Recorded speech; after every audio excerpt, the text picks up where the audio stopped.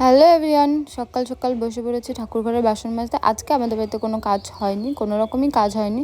সকালবেলা মায়ের সাথে গেছিলাম একটু পুজোর বাজার করতে, কারণ আজকে আমাদের বাড়িতে একটু অনুষ্ঠান, মানে সন্ন্যাসীদের খাওয়াবে। যাদের যাদের এলাকায় চড়ক পুজো হয়, মানে চড়ক পুজোটা সম্বন্ধে তোমরা জানো, তারা হয়তো জানবে যে সন্ন্যাসী নামে এই মাসটাতে, মানে এই পুরো মাসটায় বাবার মাস, মাসের শেষে চড়ক পুজো হয়। তো সেই সন্ন্যাসীদেরই আমাদের বাড়িতে খাওয়ানো হবে, তাই জন্য সব কিছু রেডি করে রাখছি। মানে পুজো হবে আমাদের বাড়িতে, প্রতি বছর শুধু খাওয়ানো হয়, পুজো কোনো বছর আমরা করিনি, কিন্তু এবছর একটু মনে হলে বাবাকে বললাম যে পুজো করানোর জন্য, তাই জন্য সব কিছু রেডি করা হয়ে গেছে এখানে।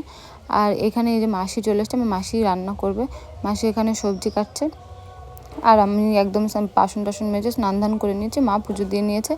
আর যা যা রান্না বান্না হবে আর কি, তাই কাটা বাছা করছিল। এটা হচ্ছে আমার বোনের শাশুড়ি, আর এই যে আমি। কেমন লাগছে অবশ্যই কমেন্টে জানিও।